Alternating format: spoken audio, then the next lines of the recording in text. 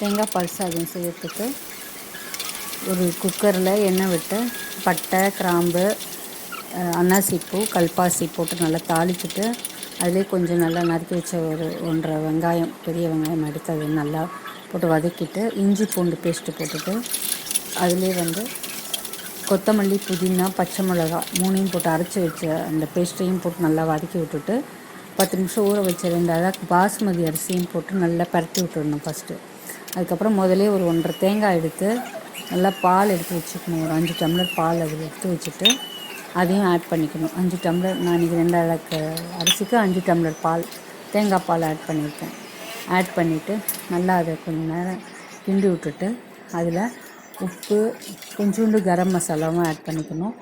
உப்பு போட்டு நல்லா கலந்து விட்டுட்டு டேஸ்ட் பார்த்துக்கோங்க, உப்பு கரெக்டாக இருக்கான்னு ஒரு டைம் பார்த்துட்டு அப்புறம் அதில் ஒரு சின்ன லெமன், ஒரு பாதி லெமன் போதும், பாதி லெமன் எடுத்து அதில் பிழிஞ்சு விட்டுடணும்.